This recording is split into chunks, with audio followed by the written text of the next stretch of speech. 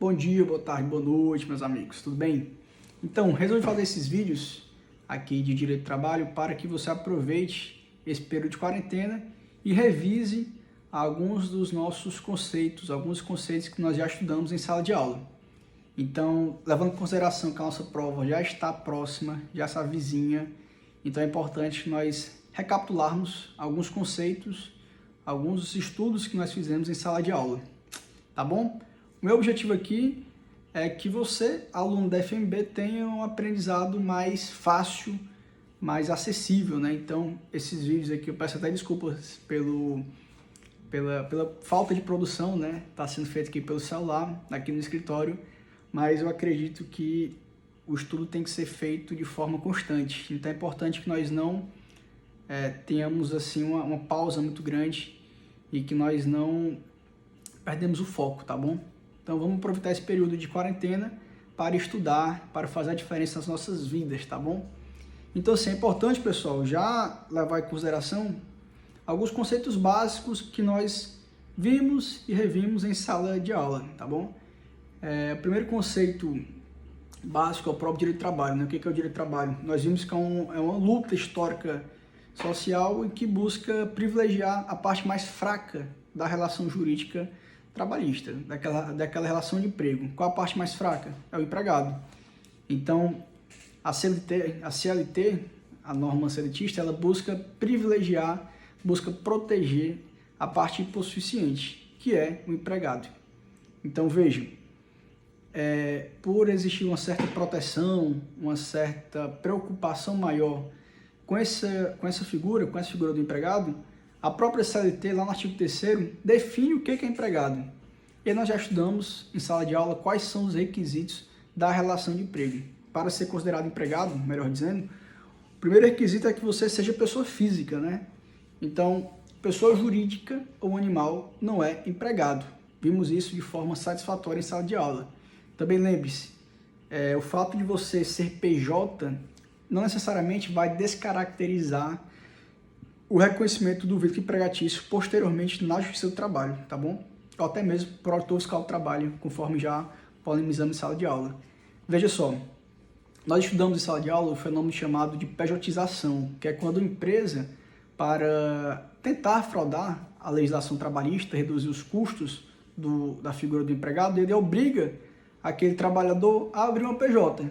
Fala, olha, você vai abrir uma MEI, e aí é importante que você recua os tributos, mas esteja aqui pontualmente de 8 a 5, você vai ser subordinado a fulano, e você não pode faltar, tem que cumprir horário, vai bater ponto, tem que cumprir meta. Veja, o simples fato de você ser PJ, nesse caso, não vai descaracterizar a figura do empregado, o seu reconhecimento posterior na Justiça do Trabalho da sua condição de empregado daquela empresa. Então veja, empregado é pessoa física sim.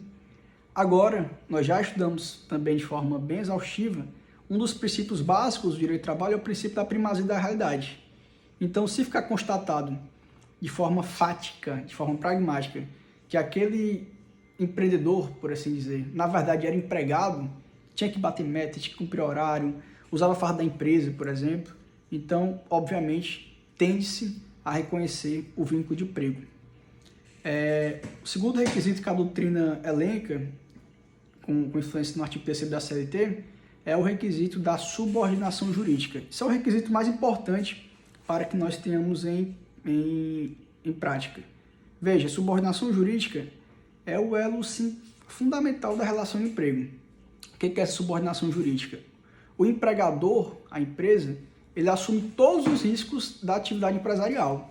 Então, nada mais justo para que se obtenha o lucro, né, que é o fim de toda empresa, para que se obtenha o lucro, o empregador tem uma série de prerrogativas no sentido de que vai organizar aquela relação de emprego para que se atinja o fim da sociedade, o fim social daquela empresa.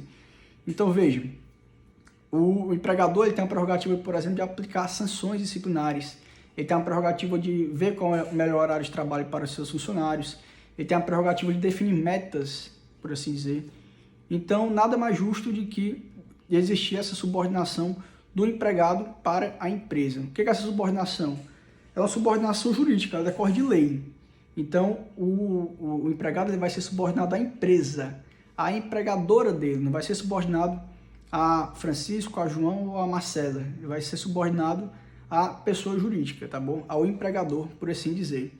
E essa subordinação não é pessoal, o empregado ele não é escravo, então, obviamente, em tese, depois de acabada a prestação pessoal de serviços, o empregado ele tem uma certa flexibilização para ter uma vida pessoal coerente na sua forma, né? Então, subordinação jurídica ela não é pessoal. O terceiro requisito que a doutrina elenca é o requisito da onerosidade.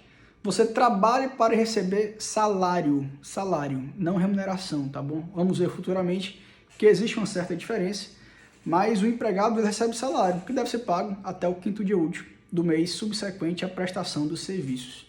E aí você vai ver na doutrina alguns outros requisitos, né? Tem doutrinador que fala que outro requisito da relação de emprego é a alteridade, ou seja, o empregado ele vai prestar serviço para um terceiro, para o empregador. Tem doutrinador que vai elencar também, eles chamam de prestação pessoal de serviços, que eu também concordo que isso seja reconhecido como um vínculo de emprego a ser estudado. O que é isso? O empregado, ele é contratado, pessoa física, em decorrência dos seus talentos, em decorrência das suas habilidades, dos seus diferenciais curriculares, para trabalhar para a empresa. Então, veja, é uma prestação pessoal. Eu estou sendo contratado para desempenhar determinada função na empresa. Então, obviamente, eu não posso estar terceirizando essa minha responsabilidade trabalhista. Essa minha responsabilidade trabalhista enquanto empregado. Então, o vínculo de emprego é um vínculo pessoal. Pessoal para o empregado, não para o empregador. Nós já estudamos questões de sucessão trabalhista, né? Que serão revistas posteriormente. Então, você vai ver na doutrina também, já conversamos em sala de aula, que existe doutrinadores que elencam prestação pessoal de serviços. Outro requisito caracterizador da relação de emprego é a continuidade, ou seja, o empregado ele vai prestar serviço de forma contínua. Inclusive, é um dos princípios do direito do trabalho, que é o princípio da continuidade da relação de emprego. Então, o contrato de trabalho ele é um contrato de trato sucessivo, ele não vai acabar em uma única prestação. Você vai cumprir uma jornada de trabalho pré-estabelecida e você vai estar lá desempenhando as suas funções na empresa. Então isso quer dizer que eu vou trabalhar só na segunda-feira, de 8 às 11 na secretaria de uma firma. Então não sou empregado? Não quer dizer isso, tá? A prestação de trabalho ela é contínua. Se você estiver lá toda segunda-feira, 8 às 12, existe ali, em tese, o reconhecimento de vínculo de emprego. O que não existe é um cara que vai só pintar a sua casa segunda, quarta e sexta e ali já acabou. Bom, ali é uma relação de trabalho alheia, estranha à CLT, tá? Então não existe vínculo de emprego, já que não vai existir continuidade. Trabalhou, fez o seu trabalho e pronto. Não existe ali um vínculo empregatício. Aquele cara ali nada mais é do que um trabalhador autônomo e você vai remunerá-lo de forma tranquila, né? Assim, não vai ser um reconhecimento de vínculo empregatício. Você vai remunerar de forma devida a esse trabalhador. Então é importante também revisarmos, já levando em consideração de revisão dessa nossa primeira aula, alguns conceitos principiológicos do direito do trabalho. Estudamos de forma exaustiva, e pelo amor de Deus, não vão errar isso na prova e nem na atuação profissional de vocês, tá? Mas estudamos de forma exaustiva 2 princípios básicos do direito do trabalho, que é o princípio da proteção, né? Estudamos bastante isso, que o direito do trabalho ele tende a privilegiar a figura do empregado, já que é a parte mais fraca da relação de emprego. Então, o empregado ele tem uma proteção seletista e tem uma proteção um pouco mais pragmática das relações trabalhistas, tá bom? Então, o legislador, em tese, os doutrinadores... Não, doutrinador não, vamos tirar esse conceito de doutrinador, mas os legisladores tendem a privilegiar o direito do empregado, né, por assim dizer. As relações empregatícias tendem a ter uma proteção maior do legislador. Então quer dizer que toda vez que alguém processar uma empresa, ele leva vantagem, ou então ele sai na frente, por assim dizer. Não, nós já vimos que essa proteção é um princípio do direito do trabalho. Em questões processuais, já falamos disso, mas vocês vão ver isso futuramente, existe o ônus da prova. Então, se o reclamante alega um direito, cabe a ele provar esse direito. Tem previsão lá no artigo 818 da CLT, tá bom? Então, se o cara fala que trabalhava de 8 às 20, então, em tese, ele tem que estar comprovando isso, seja através de e-mail, seja através de prova testemunhal. Esse princípio da proteção, ele não legitima litigância de má-fé, por assim dizer, tá bom? Então, não vão cair nessas armadilhas de alguns operadores de direito, não, tá? De achar que o empregado sempre leva vantagem em razão do princípio da proteção do direito do trabalho. Bom, esse princípio da proteção, então, nada mais é do que um privilégio normativo para que o empregado ele vai ter uma certa proteção de todo o arcabouço legal do direito do trabalho. E esse princípio da proteção é subdividido em outros 3 subprincípios, né, por assim dizer. O primeiro deles é o princípio do indúbio pro operário, indúbio pro mísero, indúbio pro empregado. São algumas determinações que vocês vão escutar com certa frequência na doutrina. O que é isso? Que a interpretação do direito do trabalho ele tende a privilegiar o empregado, tá bom? Não, é o princípio da proteção, na dúvida se aplica ali uma situação mais benéfica para o empregado, ok? O segundo subprincípio é o subprincípio da norma mais benéfica para o empregado. Estudando em sala de aula, que aquela piramidezinha kelseniana, né, de Kelsen, ela não necessariamente vai ser obedecida no caso concreto. É possível, por exemplo, que um regulamento empresarial ou contrato de emprego seja superior até mesmo à Constituição Federal, desde que seja mais benéfica para o empregado.